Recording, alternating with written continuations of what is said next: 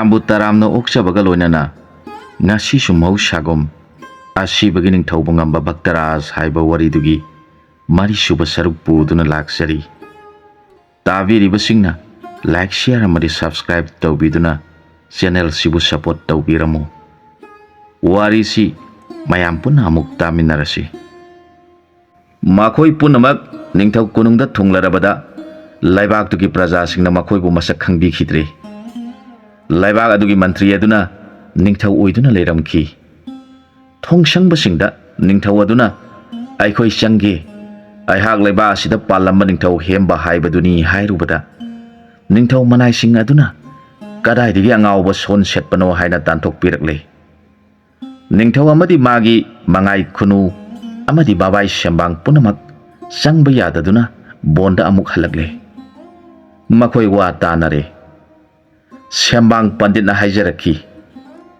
"ꯏꯅꯤꯡꯊꯧ ꯏꯕꯨꯡꯉꯣ, ꯊꯣꯏꯅ ꯋꯥꯕꯤꯔꯒꯅꯨ꯫ ꯑꯩꯒꯤ ꯏꯁꯦꯟ ꯑꯁꯤꯅ ꯁꯥꯃꯨ ꯌꯥꯏꯁ ꯑꯉꯧꯕꯗꯨ ꯐꯥꯗꯨꯅ ꯄꯨꯔꯛꯂꯒ ꯃꯥꯒꯤ ꯁꯌꯥꯡꯗ ꯏꯁꯦꯟꯅ ꯇꯣꯡꯗꯨꯅ ꯅꯤꯡꯊꯧ ꯑꯣꯏꯔꯤꯕ ꯃꯟꯇ꯭ꯔꯤ ꯍꯦꯔꯣꯗꯄꯨ ꯍꯥꯠꯇ꯭ꯔꯕꯗꯤ ꯌꯥꯔꯔꯣꯏ꯫ ꯃꯍꯥꯛꯁꯨ ꯌꯥꯝꯅ ꯅꯤꯡꯊꯤꯅ ꯃꯍꯩ ꯃꯁꯤꯡ ꯍꯩꯔꯦ, ꯑꯗꯨꯅ ꯑꯔꯥꯏꯕ ꯂꯥꯟꯐꯝ ꯑꯣꯏꯔꯣꯏꯗꯧꯔꯤ꯫ ꯑꯗꯨꯅ ꯉꯁꯤ ꯅꯨꯃꯤꯗꯥꯡ ꯑꯁꯤꯃ ꯕꯣꯟ ꯑꯁꯤꯗ ꯑꯐꯪꯕ ꯈꯔ ꯆꯥꯗꯨꯅ ꯂꯦꯜꯂꯁꯤ꯫ ꯍꯌꯦꯡ ꯅꯣꯡꯉꯥꯟꯕꯒ ꯏꯁꯦꯟꯒ ꯑꯩꯈꯣꯏ ꯑꯅꯤꯅ ꯁꯥꯃꯨ ꯑꯉꯧꯕ ꯑꯗꯨ ꯄꯨꯔꯛꯇꯨꯅ ꯂꯥꯟ ꯇꯧꯅꯔꯁꯤ" ꯍꯥꯏꯔꯛꯈꯤ꯫ ꯐꯔꯦ ꯍꯥꯏꯅꯗꯨꯅ ꯑꯍꯤꯡꯗꯨꯃ ꯂꯦꯜꯂꯦ꯫ ꯍꯦꯔꯣꯗ ꯅꯤꯡꯊꯧꯅ ꯉꯔꯥꯡ ꯂꯥꯛꯂꯝꯕ ꯅꯤꯡꯊꯧ ꯍꯦꯝꯕꯅꯤ ꯍꯥꯏꯔꯝꯕꯗꯨ ꯃꯅꯥꯏ ꯊꯥꯗꯣꯛꯇꯨꯅ ꯊꯤꯍꯜꯂꯤ, ꯑꯗꯨꯕꯨ ꯊꯤꯕ ꯐꯪꯈꯤꯗ꯭ꯔꯦ꯫ ꯍꯦꯝꯕ ꯀꯧꯕ ꯅꯤꯡꯊꯧꯅ ꯅꯤꯡꯊꯧ ꯑꯣꯏꯔꯤꯉꯩꯗ ꯌꯥꯝꯅ ꯂꯥꯏꯔꯕ, ꯃꯄꯨꯛꯆꯦꯜꯗꯤ ꯌꯥꯝꯅ ꯁꯦꯡꯕ ꯃꯣꯒꯨꯟꯇꯣ ꯀꯧꯕ ꯅꯤꯄꯥ ꯑꯃ ꯅꯤꯡꯊꯧ ꯑꯁꯤꯅ ꯌꯥꯝꯅ ꯂꯨꯅ ꯆꯥꯅ ꯇꯧꯕꯤꯈꯤꯕ, ꯃꯥꯒꯤ ꯑꯋꯥꯠ ꯑꯄꯥ ꯄꯨꯝꯅꯃꯛ ꯄꯤꯕꯤꯈꯤꯕ ꯅꯤꯄꯥ ꯑꯃ ꯂꯩꯔꯝꯃꯤ꯫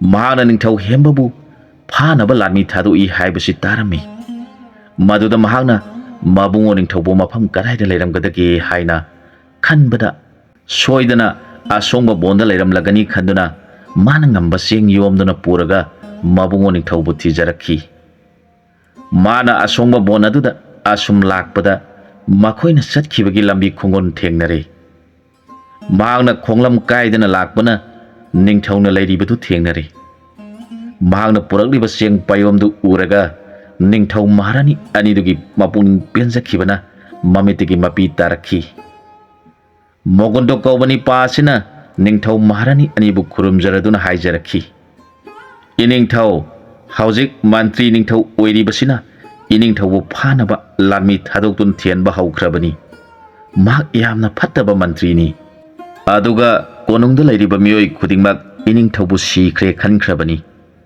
ꯑꯗꯨꯅ ꯆꯦꯛꯁꯤꯟꯅ ꯂꯩꯕꯤꯌꯨ." ꯃꯣꯒꯨꯟꯇꯣꯅ ꯃꯕꯨꯡꯉꯣ ꯅꯤꯡꯊꯧ, ꯔꯥꯅꯤ ꯑꯃꯗꯤ ꯃꯆꯥꯅꯨꯄꯤꯅ ꯁꯎꯟ ꯁꯦꯠꯇꯨꯅ ꯂꯩꯔꯝꯕꯗꯨ ꯎꯖꯔꯒ ꯃꯃꯤꯠꯇꯒꯤ ꯃꯄꯤ ꯇꯥꯔꯗꯨꯅ ꯍꯥꯏꯖꯔꯛꯈꯤ, "ꯅꯅꯥꯏ ꯑꯩꯁꯨ प्रꯖꯥꯁꯤꯡꯗ ꯏꯅꯤꯡꯊꯧꯒꯤ ꯋꯥꯔꯤ ꯑꯁꯦꯡꯕ ꯁꯥꯖꯒꯦ꯫ ꯃꯈꯣꯏꯒꯤ ꯃꯄꯨꯛꯅꯤꯡꯗ ꯂꯥꯟꯅ ꯈꯜꯂꯤꯕꯗꯨ ꯈꯔꯗ ꯑꯣꯏꯔꯕꯁꯨ ꯆꯤꯡꯅꯕ ꯀꯣꯛꯆꯅꯕ ꯍꯥꯏꯔꯒ ꯅꯅꯥꯏ ꯑꯃꯨꯛ ꯍꯟꯖꯔꯒꯦ, ꯆꯦꯛꯁꯤꯟꯅ ꯂꯩꯕꯤꯌꯨ" ꯍꯥꯏꯔꯝꯂꯒ ꯆꯠꯈꯤ꯫ ꯃꯁꯤꯒꯤ ꯃꯇꯨꯡꯗ ꯁꯦꯝꯕꯥꯡ ꯄꯟꯗꯤꯠꯅ ꯃꯁꯦꯟꯕꯨ ꯌꯦꯡꯂꯗꯨꯅ ꯍꯥꯏꯔꯛꯈꯤ, "ꯑꯩꯍꯥꯛ ꯍꯥꯟꯅ ꯁꯥꯃꯨ ꯑꯉꯧꯕꯗꯨ ꯎꯅꯔꯨꯈꯤꯒꯦ꯫ ꯅꯍꯥꯛ ꯑꯩꯅ ꯍꯜꯂꯛꯄꯒ ꯅꯪꯒ ꯑꯩꯒ ꯑꯃꯨꯛ ꯆꯠꯃꯤꯟꯅꯒꯗꯕꯅꯤ" ꯍꯥꯏꯔꯝꯂꯒ ꯁꯦꯝꯕꯥꯡ ꯄꯥꯏꯗꯨꯅ ꯆꯠꯈ꯭ꯔꯦ꯫ ꯁꯥꯃꯨ ꯑꯉꯧꯕꯒꯤ ꯃꯅꯥꯛꯇ ꯊꯨꯡꯈ꯭ꯔꯦ꯫ ꯑꯗꯨꯒ ꯑꯁꯨꯝꯅ ꯍꯥꯏꯔꯛꯏ, "ꯍꯦ ꯁꯥꯃꯨ ꯑꯉꯧꯕ, ꯅꯍꯥꯛꯇꯤ ꯂꯥꯏꯒꯤ ꯁꯥ ꯑꯣꯏꯕꯅꯤꯅ ꯄꯨꯝꯅꯃꯛꯁꯤ ꯅꯍꯥꯛꯇꯤ ꯈꯪꯂꯤꯕꯅꯤ꯫ ꯑꯩꯅ ꯂꯥꯛꯂꯤꯕꯁꯤ ꯅꯍꯥꯛꯀꯤ ꯅꯕꯨꯡꯉꯣ ꯑꯣꯏꯒꯗꯕ ꯅꯤꯄꯥ ꯑꯗꯨꯒꯤ ꯄꯥꯎ ꯄꯨꯔꯛꯂꯤꯕꯅꯤ꯫ ꯃꯍꯥꯛꯁꯨ ꯄꯣꯛꯄꯗꯒꯤ ꯉꯁꯤ ꯐꯥꯎꯕ ꯅꯍꯥꯛ ꯎꯅꯗꯕꯅ ꯋꯥꯈꯜ ꯃꯄꯨꯡ ꯐꯥꯗꯅ ꯅꯪꯕꯨ ꯉꯥꯏꯗꯨꯅ ꯂꯩꯖꯔꯤ꯫ ꯃꯥꯁꯨ ꯅꯪꯒꯤ ꯁꯌꯥꯡꯗ ꯇꯣꯡꯗꯨꯅ ꯁꯃꯥꯟꯅꯕ ꯂꯦꯡꯃꯥꯟꯅꯕ ꯊꯦꯡꯅꯗꯨꯅ ꯄꯣꯛꯄꯒꯤ ꯁꯤꯟꯊꯥ ꯄꯥꯡꯊꯣꯛꯀꯗꯕꯗꯨ ꯉꯁꯤ ꯐꯥꯎꯕ ꯇꯧꯗ꯭ꯔꯤ꯫ ꯑꯗꯨꯅ ꯉꯁꯤꯗꯤ ꯅꯕꯨꯡꯉꯣꯒ ꯁꯛꯈꯪꯅꯗꯨꯅ ꯅꯪꯒꯤ ꯁꯌꯥꯡꯗ ꯃꯍꯥꯛꯅ ꯇꯣꯡꯗꯨꯅ ꯅꯃꯥꯟꯅꯕ ꯂꯝꯍꯦꯟꯕ ꯊꯦꯡꯅꯕ ꯃꯇꯝ ꯑꯣꯏꯔꯦ ꯍꯥꯏꯗꯨꯅ ꯅꯪꯕꯨ ꯈꯪꯍꯟꯕ ꯑꯩꯍꯥꯛ ꯂꯥꯛꯂꯤꯕꯅꯤ."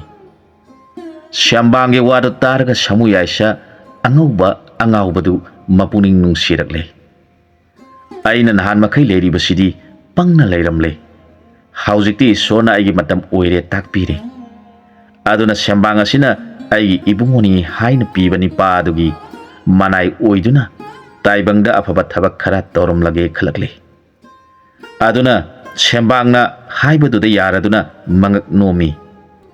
Sembang aduna nahakna nabungo unaninglabadi aina mang thaduna pairibasida nangsu lao hairakhi.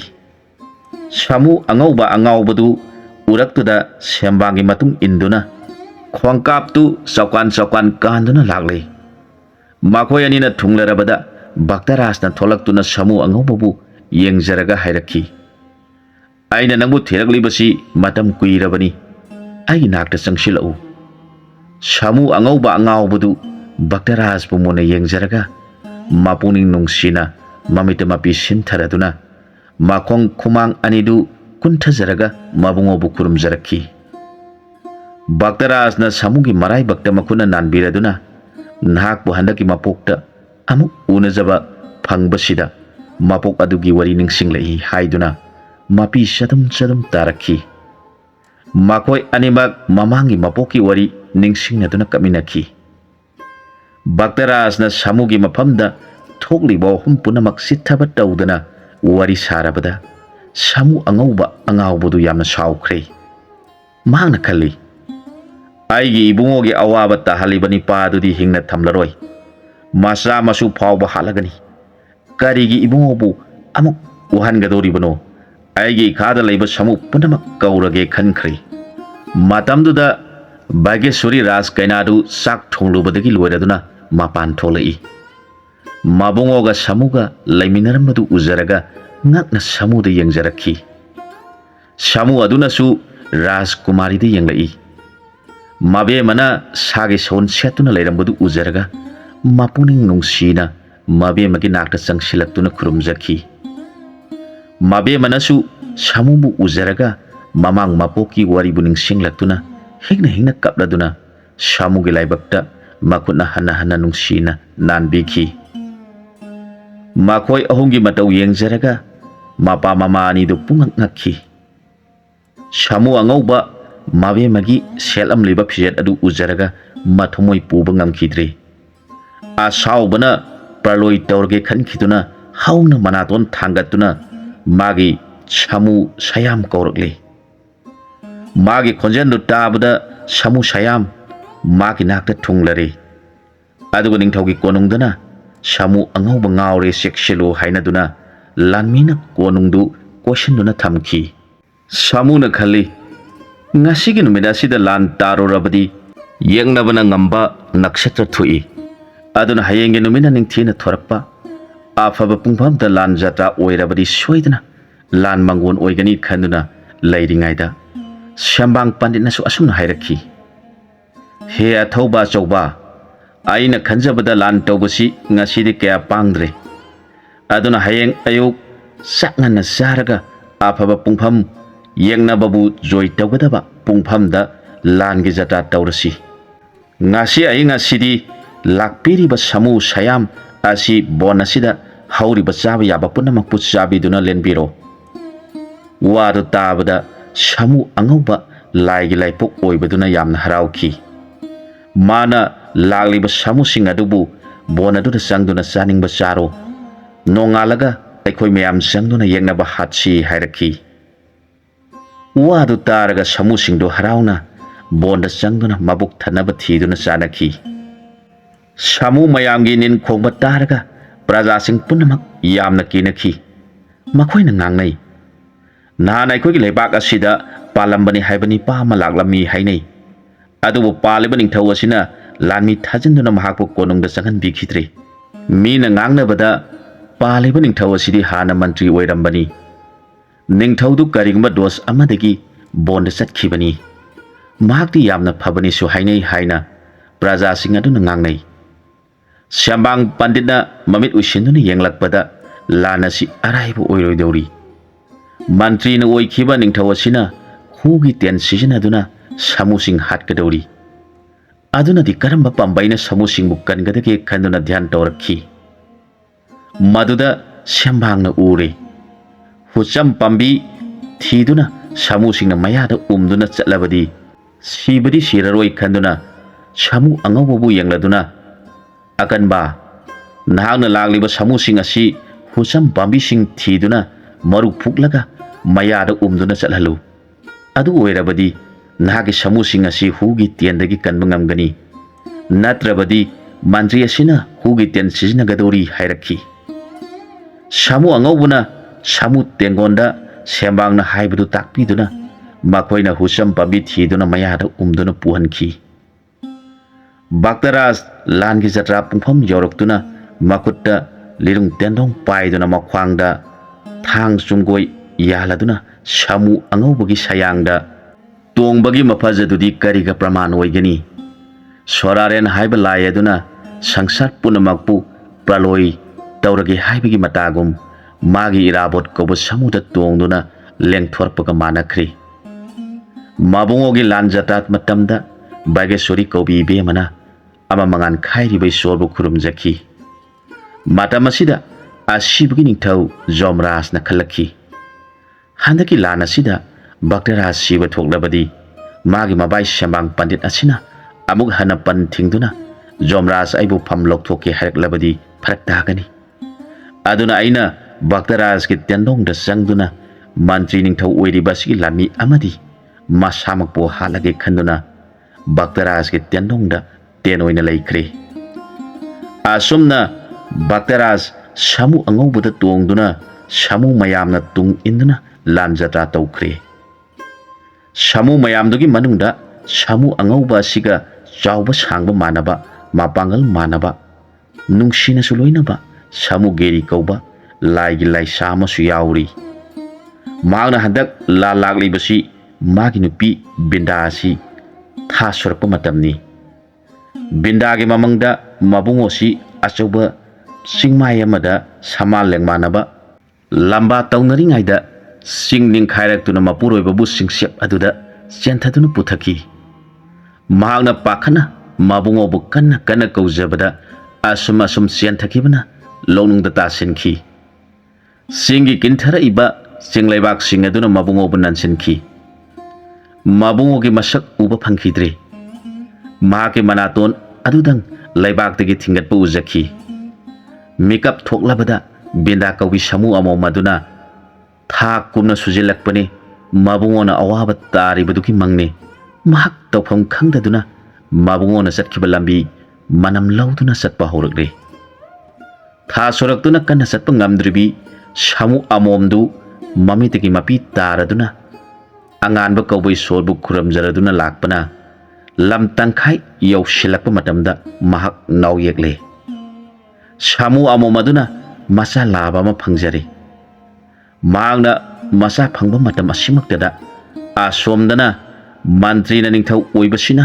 mahana tongliba samu asisu akanba yaitoi ngam kauba samuni aduga maga loinariba ligla samba hairiba samuna lusingduna samu samana larmisinga loinana baktaras ki langi samu mayamga lan kana thengaduna mana ngamba pangal manaba khudingmak mapa panaduna akan melamba taunari baktaras ge thoiba samu singna mantri gi khomi lanmi punamak tan khaiduna hali mantri amasung baktaras makoi anisu angakpa mawongda lirung tian painaduna tian kapnari amana kapa amana kaktuna akan mamawongi lanwaina khri samu singa sisu siba sangba karisu thausana khidre mana ngamnaba halage matagum lamba taunari samu giriga mantri gi samu lamhenba ligla sambaga anisi unabaga hekta makoi gi lambani haibasi khangnai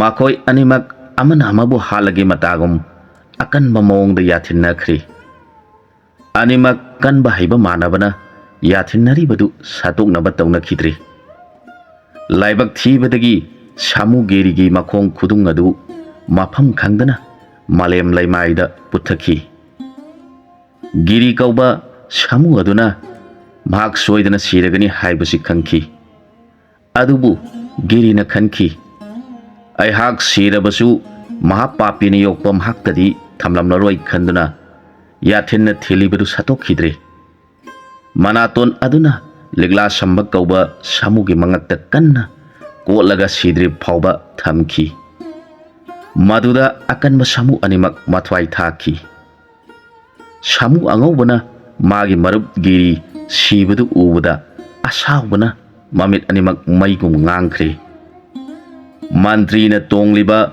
samu yaitoi ngamba samu tamna kanna sian silaktuna yathennakri. Samu mathakta tongliba mantri amasung Bhaktaras makoi anisu samu mathakta tongba yaraktabadagi malem thakta songthanaktuna lirung ten thamnaduna thang sungoi painakri. Makoi anisu angakpa phangba thangi lan haukre. Matam aduda Jomrasi Bhaktaras ki tendongda ten oiduna mantri adubu hanabagidamak lairambani. Adubu mahagna mantri amasung Bhaktaras ki heisingba ten gi lan amadi samu singna akanba lengmanaba singa magi mapa sanaba thengnaduna thengnariba lan adu urubadagi nungaiman khraduna kumhai yenglingaida mantri hatpagi wafamdu kaukthokkhibani. Makoi anina malem laimaida leptuna thangi lan torpa matam aduda mahak mikap tholakpagum ningsinglakhi. Jomrasna aidi nungairaba lan asi nungaine kumhai yenglingaida mantri hatuna Bhaktaras ki mating pangge khalubadu kaukhthoklure. Mangba tare khanduna Jomras Bhaktaras ki thangi thangdonda songsinkhre. Mahak hek songsinkhibaga mantri ki thang laimaida takhre. Bhaktaras na mahak pu masam paiduna phare. Matam masida samu angaubana asaubaga loinana samu yaitoi ngambabu tharakta mayana thinduna hatki. Samu angauba mage marup samu giri gi manakta sangsilaktuna prana bhai nahak aikhoibu thadoktuna chatlabra nahak kaina bagi maisangna aihak taibang asida kuina leiraklaroi hairaga mamittagi mapi taraduna manatun aduna nongmadon thakta thingaladuna kapsarakhi. Magi matau uraga magi marup giri gi thawai adu samu angaubagi mamitta uhaladuna haijarakhi. Nungsiraba maru aisu laigi masani aigi matam loire aduna aihak ipagi nakta satpa matam oiraktuna satlabani. Nangi nafamda aina sinaramgadaba haibabu aigi naw purabi sanajabi mahakpu lamhenbasingdagi nangna ngakthokpiyu. Mahakna polakadaba isaduna laba oirabadi Bhaktaras ki mafamda sinaduna mahaki malai oihanbiyu. Aduga marupna aibu marup ama oina nungsibirabadi aigi sana thoibi bindabu nahaki nanai oina loksinbiduna nakhoi anigi garbadagi bolakpa samu masadu aihangni haina nangna khanbiyu. Nangi aurastagi aigi nupida aihak sangduna poksaraga aina poksaramba isadugi mating pangba ngamba asimatang nangna marup oina pinabiyu. Wadu taraga samu angaubana hairei marup adupu pamna tabra matau karamna nahangna adu luba thabak adubu aingonda sinabiribano haijarakhi. Giri kauba samu aduna thoina singnabiganu nahangna nasagi oina pap adu khalle adubu nahak laina atupa singa aigi nuksijarabi aduga sanga oiba tarabadi papna tabra. Nahangna mahaki awabadu kokpiduna puina tanbiyu. Aina haijaribasi asumbani. Aduna nakhoi anigi aurastagi nasa oina aibu taibangda amuk pohan biduna aina magi pibungda thanamliba isadugi mating pangjaba nahakna pinabiyu. Aihak satlagi hairaga girigi thawaidu satki. Matam sida mantri du pharaduna Bhaktaras na maku ningthaugi nakta pusilakhi. Mantri dubu yenglaga hanagi ningthau aduna hairi. Hai mantri nahak aibu sakhangbra yengu aihangna nangbu mantri oihanduna sai khara bonda leiruraba matungda aina isanupi amadi rani galoinana lakpa matamda aibu konung sanghandana aibu phanaba tawribadu karigino hanglakhi. Mantri duna laining thoi bungo nanai hak lanjakre nanai bu ngakpiu haijarakhi. Mantri ningthau oirambadu phakhrabadina lanmi kharasu phabada yaurakhi. Maduda hanagi ningthauduna hairakhi. Nakoi khara satuna senkhiba lanmi punmak mafam asida lau hayu. Mara lairaba mantri asigi bisa tausi haiki. Maduda lanmi khara satuna ꯃꯟꯇ꯭ꯔꯤ ꯑꯗꯨꯅ ꯍꯥꯞꯂꯝꯕ ꯃꯟꯇ꯭ꯔꯤꯁꯤꯡ ꯂꯥꯟꯃꯤꯁꯤꯡ ꯑꯃꯗꯤ ꯍꯥꯟꯅ ꯃꯟꯇ꯭ꯔꯤ ꯑꯣꯏꯖꯔꯝꯕ ꯍꯧꯖꯤꯛꯅ ꯐꯝ ꯇꯥꯗꯨꯅ ꯂꯩꯔꯕꯁꯤꯡ ꯄꯨꯝꯅꯃꯛ ꯅꯤꯡꯊꯧ ꯑꯗꯨꯒꯤ ꯅꯥꯛꯇ ꯂꯥꯛꯈꯤ꯫ ꯍꯥꯟꯅꯒꯤ ꯐꯝꯅꯥꯏꯕꯁꯤꯡ ꯑꯗꯨꯅ ꯃꯈꯣꯏꯒꯤ ꯅꯤꯡꯊꯧ ꯃꯍꯥꯔꯥꯅꯤ ꯎꯖꯕ ꯐꯪꯕꯗ ꯍꯔꯥꯎꯕꯅ ꯑꯉꯛꯄ ꯐꯪꯂꯗꯨꯅ ꯅꯤꯡꯊꯧꯒꯤ ꯃꯈꯣꯡ ꯁꯣꯛꯂꯗꯨꯅ ꯀꯞꯅꯈꯤ꯫ ꯍꯥꯟꯅꯒꯤ ꯐꯝꯅꯥꯏꯕꯁꯤꯡ ꯃꯟꯇ꯭ꯔꯤ ꯄꯨꯝꯅꯃꯛ ꯑꯍꯟ ꯑꯣꯏꯁꯤꯜꯂꯝꯕ ꯀꯌꯥ ꯌꯥꯎꯔꯤ꯫ ꯃꯈꯣꯏꯅ ꯃꯕꯨꯡꯉꯣ ꯅꯤꯡꯊꯧ ꯃꯍꯥꯔꯥꯅꯤ ꯎꯖꯕ ꯐꯪꯕꯗ ꯑꯉꯛꯄꯒ ꯂꯣꯏꯅꯅ ꯅꯤꯡꯊꯧ ꯑꯗꯨꯗ ꯃꯟꯇ꯭ꯔꯤ ꯑꯗꯨꯅ ꯆꯠꯊꯈꯤꯕ ꯊꯕꯛ ꯄꯨꯝꯅꯃꯛ ꯂꯣꯏꯅ ꯇꯝꯖꯈꯤ꯫ ꯅꯤꯡꯊꯧꯗꯨꯅ ꯍꯥꯏꯔꯛꯈꯤ, ꯍꯧꯖꯤꯛꯇꯤ ꯑꯩꯒꯤ ꯍꯥꯟꯅꯒꯤ ꯃꯟꯇ꯭ꯔꯤꯁꯤꯡ ꯐꯝꯅꯥꯏꯕꯁꯤꯡ ꯑꯃꯗꯤ ꯃꯟꯇ꯭ꯔꯤ ꯑꯁꯤꯅ ꯅꯤꯡꯊꯧ ꯁꯥꯗꯨꯅ ꯍꯥꯞꯂꯝꯕ ꯃꯟꯇ꯭ꯔꯤꯁꯤꯡ ꯐꯝꯅꯥꯏꯕꯁꯤꯡ ꯄꯨꯝꯅꯃꯛ ꯁꯨꯅ ꯇꯤꯟꯕꯤꯔꯕꯅꯤꯅ ꯃꯟꯇ꯭ꯔꯤ ꯑꯁꯤꯅ ꯆꯍꯤ ꯈꯔ ꯑꯩꯅ ꯕꯣꯟꯗ ꯂꯩꯔꯤꯉꯩꯗ ꯃꯍꯥꯛꯅ ꯑꯩꯒꯤ ꯃꯟꯇ꯭ꯔꯤꯁꯤꯡ ꯐꯝꯅꯥꯏꯕꯁꯤꯡ ꯄꯨꯝꯅꯃꯛ ꯃꯐꯝ ꯂꯧꯊꯣꯛꯇꯨꯅ ꯃꯍꯥꯛꯅ ꯅꯤꯡꯊꯧ ꯑꯣꯏꯗꯨꯅ ꯑꯅꯧꯕ ꯃꯟꯇ꯭ꯔꯤꯁꯤꯡ ꯍꯥꯞꯇꯨꯅ ꯅꯤꯡꯊꯧ ꯑꯩꯒꯤ ꯃꯟꯇ꯭ꯔꯤꯁꯤꯡ ꯐꯝꯅꯥꯏꯕꯁꯤꯡ ꯄꯨꯝꯅꯃꯛꯄꯨ ꯐꯝ ꯂꯧꯊꯣꯛꯇꯨꯅ ꯊꯝꯕꯤꯔꯝꯂꯦ꯫ ꯑꯅꯧꯕ ꯐꯝꯅꯥꯏꯕꯁꯤꯡ ꯅꯈꯣꯏꯗꯤ ꯍꯧꯖꯤꯛ ꯀꯔꯤ ꯈꯜꯂꯤ? ꯑꯩꯒꯤꯗꯤ ꯑꯍꯜ ꯑꯣꯏꯖꯔꯕꯁꯨ ꯃꯟꯇ꯭ꯔꯤꯁꯤꯡ ꯐꯝꯅꯥꯏꯕꯁꯤꯡ ꯃꯁꯤꯡ ꯁꯨꯅ ꯂꯣꯏꯅ ꯂꯩꯖꯔꯤ꯫ ꯋꯥꯠꯂꯤꯕ ꯍꯥꯏꯕꯕꯨ ꯍꯥꯟꯅ ꯃꯟꯇ꯭ꯔꯤ ꯃꯀꯣꯛ ꯑꯣꯏꯔꯝꯕ ꯍꯧꯖꯤꯛꯅ ꯅꯤꯡꯊꯧ ꯁꯥꯔꯝꯕ ꯃꯍꯥꯛ ꯑꯗꯨꯗꯅꯤ ꯋꯥꯠꯂꯤꯕ꯫ ꯅꯤꯡꯊꯧꯒꯤ ꯋꯥꯗꯨ ꯇꯥꯔꯒ ꯇꯤꯜꯂꯤꯕ ꯍꯥꯟꯅꯒꯤ ꯐꯝꯅꯥꯏꯕꯁꯤꯡ ꯑꯗꯨꯅ ꯍꯥꯏꯖꯔꯛꯈꯤ, ꯏꯕꯨꯡꯉꯣ ꯈꯣꯏ, ꯑꯅꯧꯕ ꯅꯤꯡꯊꯧꯒꯤ ꯐꯝꯅꯥꯏꯕ ꯑꯣꯏꯕꯤꯔꯝꯕ ꯐꯝꯅꯥꯏꯕꯁꯤꯡ, ꯍꯧꯖꯤꯛꯇꯤ ꯅꯤꯡꯊꯧ ꯁꯥꯔꯝꯕ ꯃꯟꯇ꯭ꯔꯤ ꯑꯁꯤ ꯃꯔꯥ ꯂꯩꯔꯦ꯫ ꯑꯗꯨꯅ ꯑꯉꯝꯕꯁꯤꯡꯅ ꯀꯔꯤ ꯈꯟꯕꯤꯔꯤꯕꯒꯦ ꯋꯥꯐꯝ ꯑꯃꯇꯪ ꯇꯥꯖꯅꯤꯡꯉꯤ꯫ ꯑꯩꯈꯣꯏꯅ ꯍꯥꯏꯔꯤꯕꯁꯤ ꯅꯈꯣꯏꯒꯤ ꯅꯐꯝꯗ ꯑꯆꯨꯝꯕ ꯀꯔꯤ ꯂꯩꯔꯤꯕꯒꯦ ꯈꯪꯅꯕ ꯍꯪꯕ ꯋꯥꯐꯝꯅꯤ, ꯍꯪꯐꯝ ꯊꯣꯛꯇꯕ ꯋꯥꯐꯝꯅꯤ꯫ ꯅꯈꯣꯏ ꯑꯩꯈꯣꯏ ꯂꯥꯟ ꯁꯣꯛꯅꯔꯦ, ꯍꯧꯖꯤꯛꯇꯤ ꯑꯁꯦꯡꯕ ꯏꯅꯤꯡꯊꯧꯅ ꯂꯥꯟ ꯉꯝꯂꯦ, ꯅꯈꯣꯏ ꯄꯨꯝꯅꯃꯛ ꯕꯟꯗꯤ ꯑꯣꯏꯔꯕꯅꯤ꯫ ꯑꯗꯨꯃꯛꯄꯨ ꯅꯤꯡꯊꯧ ꯑꯁꯤꯅ ꯃꯍꯥꯛꯀꯤ ꯂꯩꯕꯥꯛꯀꯤ ꯄ꯭ꯔꯖꯥ ꯉꯥꯛꯇꯅꯤ ꯈꯟꯗꯨꯅ ꯅꯈꯣꯏꯒꯤ ꯊꯃꯣꯏꯗ ꯑꯆꯨꯝꯕꯗꯨ ꯂꯩꯔꯤꯕ꯭ꯔꯥ ꯈꯪꯅꯤꯡꯗꯨꯅ ꯍꯪꯕ ꯋꯥꯐꯝꯅꯤ꯫ ꯑꯗꯨꯅ ꯏꯅꯤꯡꯊꯧ ꯏꯕꯨꯡꯉꯣ, ꯃꯟꯇ꯭ꯔꯤ ꯑꯁꯤꯒꯤ ꯐꯝꯅꯥꯏꯕꯁꯤꯡ ꯑꯁꯤꯁꯨ ꯑꯆꯨꯝꯕ ꯀꯌꯥ ꯂꯩꯕ ꯃꯥꯟꯗꯦ꯫ ꯑꯗꯨꯅ ꯃꯟꯇ꯭ꯔꯤ ꯑꯁꯤꯒꯤ ꯃꯇꯨꯡ ꯏꯟꯗꯨꯅ ꯃꯈꯣꯏ ꯈꯔꯁꯨ ꯆꯠꯆꯈ꯭ꯔꯁꯅꯨ ꯍꯥꯏꯅ ꯍꯥꯟꯅꯒꯤ ꯑꯉꯝꯕꯁꯤꯡ ꯑꯗꯨꯅ ꯋꯥꯔꯦꯞ ꯂꯧꯗꯨꯅ ꯃꯈꯣꯏ ꯃꯟꯇ꯭ꯔꯤ 5 ꯁꯤꯕꯒꯤ ꯗꯟꯗꯤ ꯇꯧꯈꯤ꯫ ꯐꯝꯅꯥꯏꯕ ꯈꯔꯗꯤ ꯅꯅꯥꯏ ꯑꯩꯈꯣꯏꯗꯤ ꯃꯟꯇ꯭ꯔꯤ ꯑꯁꯤꯅ ꯅꯤꯡꯊꯧ ꯁꯤꯈ꯭ꯔꯦ ꯑꯗꯨꯅ ꯃꯍꯥꯛꯅ ꯂꯩꯕꯥꯛ ꯉꯥꯛꯂꯒꯅꯤ, ꯅꯈꯣꯏꯁꯨ ꯐꯝꯅꯥꯏꯕ ꯑꯣꯏꯗꯨꯅ ꯂꯩꯕꯥꯛ ꯉꯥꯛꯄꯗ ꯌꯥꯎ ꯍꯥꯏꯗꯨꯅ ꯅꯤꯡꯊꯧꯒꯤ ꯌꯥꯊꯪ ꯉꯥꯛꯆꯔꯨꯕꯅꯤ꯫ ꯑꯩꯈꯣꯏꯒꯤ ꯏꯔꯥꯟ ꯉꯥꯛꯄꯤꯌꯨ ꯍꯥꯏꯖꯗꯨꯅ ꯅꯤꯡꯊꯧꯒꯤ ꯃꯐꯝꯗ ꯈꯨꯔꯨꯝꯖꯈꯤ꯫ ꯅꯤꯡꯊꯧ ꯑꯗꯨꯅ ꯃꯈꯣꯏꯒꯤ ꯃꯔꯥꯟ ꯉꯥꯛꯄꯤꯗꯨꯅ ꯅꯤꯡꯊꯧ ꯀꯣꯅꯨꯡꯗ ꯃꯥꯒꯤ ꯍꯥꯟꯅꯒꯤ ꯐꯝꯅꯥꯏꯕꯁꯤꯡ ꯄꯨꯝꯅꯃꯛ ꯑꯃꯨꯛ ꯍꯟꯅ ꯃꯐꯝ ꯍꯟꯖꯤꯜꯍꯟꯗꯨꯅ ꯂꯩꯕꯥꯛ ꯉꯥꯛꯃꯤꯟꯅꯈꯤ꯫ ꯃꯃꯥꯛ ꯏꯕꯨꯡꯉꯣ ꯚꯛꯇꯔꯥꯖꯅ ꯃꯐꯝ ꯑꯗꯨꯗ ꯅꯤꯡꯊꯧ ꯑꯣꯏꯌꯨ ꯍꯥꯏꯕ ꯌꯥꯗ꯭ꯔꯕꯗ ꯅꯤꯡꯊꯧꯅ ꯍꯥꯏꯔꯛꯈꯤ, ꯅꯍꯥꯛꯅ ꯌꯥꯗ꯭ꯔꯕꯅꯤꯅ ꯊꯥ 3ꯗꯪꯗꯤ ꯃꯐꯝꯁꯤꯗ ꯂꯩꯕꯤꯌꯨ꯫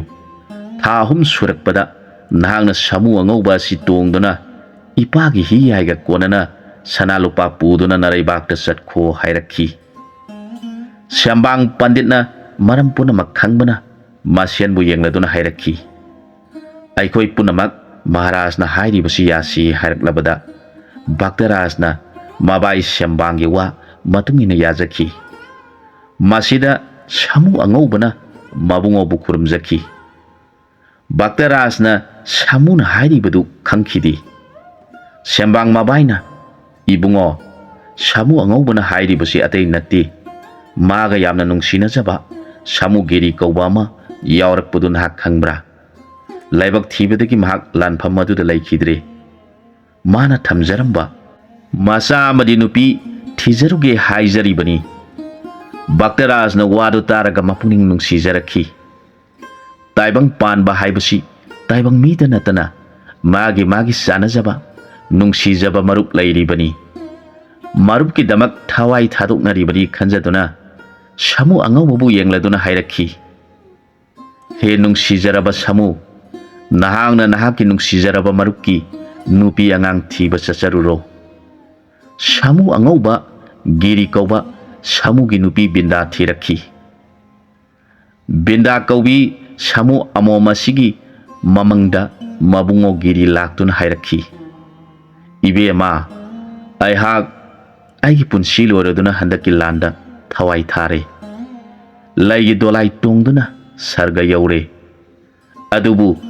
ꯅꯪꯅ ꯑꯩꯕꯨ ꯅꯨꯡꯁꯤꯕꯤꯔꯕꯗꯤ ꯑꯩꯍꯥꯛ ꯑꯃꯨꯛ ꯍꯟꯅ ꯇꯥꯏꯕꯪꯗ ꯍꯜꯂꯛꯈꯤ ꯑꯩꯅ ꯍꯥꯏꯕ ꯋꯥꯐꯝ ꯑꯁꯤꯃꯇꯪ ꯅꯪꯅ ꯌꯥꯕꯤꯌꯨ ꯑꯩꯒ ꯂꯨꯅ ꯇꯤꯟꯅꯖꯕ ꯁꯥꯃꯨ ꯑꯉꯧꯕꯗꯨ ꯅꯃꯥ ꯅꯆꯥꯕꯨ ꯊꯤꯕ ꯁꯣꯏꯗꯅ ꯂꯥꯛꯈꯤꯒꯅꯤ ꯃꯉꯣꯟꯗ ꯑꯩꯅ ꯅꯃꯥ ꯅꯆꯥꯕꯨ ꯁꯤꯟꯅꯔꯝꯂꯕꯅꯤ ꯅꯈꯣꯏ ꯑꯅꯤꯒꯤ ꯑꯧꯔꯁꯇꯒꯤ ꯑꯩꯕꯨ ꯑꯃꯨꯛ ꯍꯟꯅ ꯇꯥꯏꯕꯪꯗ ꯄꯣꯛꯍꯟꯗꯨꯅ ꯅꯈꯣꯏꯒ ꯂꯣꯏꯅꯗꯨꯅ ꯂꯩꯃꯤꯟꯅꯖꯕ ꯐꯪꯍꯟꯕꯤꯌꯨ ꯑꯗꯨꯒ ꯑꯩꯅ ꯅꯉꯣꯟꯗ ꯈꯨꯗꯣꯟ ꯇꯝꯖꯈꯤꯕ ꯏꯆꯥ ꯑꯗꯨꯗꯤ ꯚꯛꯇꯔꯥꯖ ꯀꯧꯕ ꯑꯗꯨꯒꯤ ꯃꯐꯝꯗ ꯀꯠꯆꯗꯨꯅ ꯃꯥꯒꯤ ꯈꯣꯡꯅꯦꯠ ꯁꯥ ꯑꯣꯏꯍꯜꯂꯨ ꯑꯩꯅ ꯍꯥꯏꯔꯤꯕꯁꯤ ꯅꯍꯥꯛꯅ ꯌꯥꯗꯕ ꯇꯧꯒꯅꯨ ꯁꯥꯃꯨ ꯑꯉꯧꯕꯗꯨꯁꯨ ꯃꯍꯥꯛꯀꯤ ꯑꯧꯔꯁꯇꯒꯤ ꯃꯆꯥꯗꯨ ꯍꯦꯛ ꯄꯣꯛꯂꯛꯄꯒ ꯁꯤꯔꯒꯗꯧꯕꯅꯤ ꯑꯩꯈꯣꯏ ꯑꯅꯤꯃꯛ ꯂꯥꯏꯒꯤ ꯃꯆꯥ ꯉꯥꯛꯇꯅꯤ ꯑꯩꯅ ꯃꯔꯨꯞ ꯑꯗꯨꯗꯁꯨ ꯆꯦꯛꯁꯤꯟꯅ ꯁꯤꯟꯅꯔꯝꯂꯕꯅꯤ ꯕꯤꯟꯗꯥ ꯀꯧꯕꯤ ꯁꯥꯃꯨꯒꯤ ꯃꯃꯪꯗ ꯃꯄꯨꯔꯣꯏꯕꯅ ꯍꯥꯏꯔꯝꯕꯗꯨ ꯅꯤꯡꯁꯤꯡꯂꯒ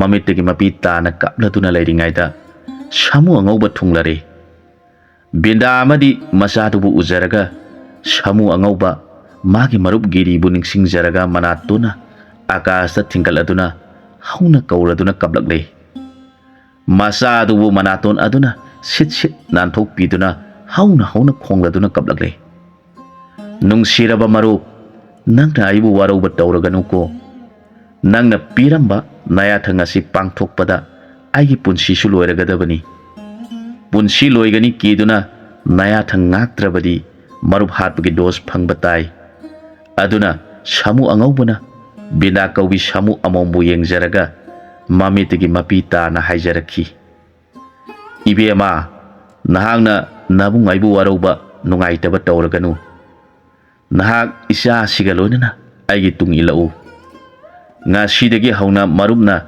ꯄꯤꯔꯝꯕ ꯊꯧꯗꯥꯡ ꯏꯆꯥ ꯑꯁꯤꯕꯨ ꯉꯥꯛ ꯁꯦꯟꯕꯒꯤ ꯊꯕꯛ ꯑꯩꯅ ꯇꯧꯔꯒꯅꯤ ꯁꯥꯃꯨ ꯑꯉꯧꯕꯒꯤ ꯋꯥꯍꯩꯗꯨ ꯇꯥꯖꯔꯒ ꯂꯥꯏꯕꯛ ꯊꯤꯔꯕꯤ ꯃꯍꯥꯛꯅ ꯃꯆꯥ ꯑꯄꯤꯛꯄ ꯑꯗꯨꯒ ꯂꯣꯏꯅꯅ ꯁꯥꯃꯨ ꯑꯉꯧꯕꯒꯤ ꯃꯇꯨꯡꯗ ꯀꯞꯅ ꯀꯞꯅ ꯏꯟꯖꯈꯤ ꯃꯈꯣꯏꯅ ꯅꯤꯡꯊꯧ ꯀꯣꯅꯨꯡ ꯌꯧꯔꯕꯗ ꯅꯤꯡꯊꯧ ꯑꯗꯨꯅ ꯚꯛꯇꯔꯥꯖꯒ ꯃꯆꯥ ꯏꯕꯦꯝꯃ ꯕꯩꯒꯦꯁꯣꯔꯤꯒ ꯂꯨꯍꯣꯡꯂꯗꯨꯅ ꯁꯥꯃꯨ ꯑꯉꯧꯕꯒꯤ ꯃꯊꯛꯇ ꯚꯛꯇꯔꯥꯖꯅ ꯇꯣꯡꯂꯦ ꯃꯆꯥ ꯏꯕꯦꯝꯃꯅ ꯁꯥꯃꯨ ꯕꯤꯟꯗꯥꯒꯤ ꯃꯊꯛꯇ ꯇꯣꯡꯂꯗꯨꯅ ꯂꯝ ꯈꯨꯅꯨ ꯑꯅꯤꯅ ꯍꯥꯟꯅ ꯄꯥꯏꯈꯤꯗꯨꯅ ꯃꯆꯥ ꯃꯃꯧ ꯑꯅꯤꯕꯨ ꯉꯥꯏꯗꯨꯅ ꯂꯩꯈꯤ ꯁꯦꯝꯕꯥꯡ ꯃꯕꯥꯏꯅ ꯚꯛꯇꯔꯥꯖꯒꯤ ꯄꯦ ꯈꯟꯈꯤ ꯁꯦꯝꯕꯥꯡ ꯃꯆꯦꯅ ꯕꯩꯒꯦꯁꯣꯔꯤꯒꯤ ꯄꯦ ꯈꯟꯗꯨꯅ ꯚꯛꯇꯔꯥꯖꯒꯤ ꯃꯔꯥꯏꯕꯥꯛ ꯌꯧꯔꯗꯨꯅ ꯃꯅꯦꯝ ꯃꯀꯨꯅ ꯄꯤꯕꯤꯔꯛꯄ ꯁꯅꯥ ꯂꯨꯄꯥ ꯍꯤ ꯌꯥꯏꯅ ꯑꯆꯧꯕ ꯀꯣꯅꯨꯡ ꯁꯥꯗꯨꯅ ꯚꯛꯇꯔꯥꯖꯅ ꯅꯤꯡꯊꯧ ꯑꯣꯏꯗꯨꯅ ꯕꯩꯒꯦꯁꯣꯔꯤꯅ ꯃꯍꯥꯔꯥꯅꯤ ꯑꯣꯏꯗꯨꯅ ꯁꯦꯝꯕꯥꯡ ꯃꯕꯥꯏ ꯃꯆꯦꯅ ꯃꯈꯣꯏꯒꯤ ꯋꯥꯔꯛ ꯋꯥꯇꯦꯝꯗꯨꯅ ꯃꯄꯥ ꯃꯃꯥ ꯑꯣꯏꯕ ꯂꯝ ꯈꯨꯅꯨꯕꯨ ꯏꯔꯥꯠ ꯄꯨꯖꯥ ꯇꯧꯗꯨꯅ ꯅꯨꯡꯉꯥꯏꯅ ꯄꯥꯟꯈꯤ ꯃꯇꯥꯡ ꯑꯁ꯭ꯋꯥꯏꯗ ꯋꯥꯔꯤꯁꯤ ꯂꯣꯏꯁꯤꯟꯖꯔꯦ ꯑꯅꯧꯕ ꯋꯥꯔꯤ ꯑꯃꯗ ꯃꯌꯥꯝꯒ ꯄꯨꯟꯅ ꯑꯃꯨꯛ ꯊꯦꯡꯅꯃꯤꯟꯅꯔꯁꯤ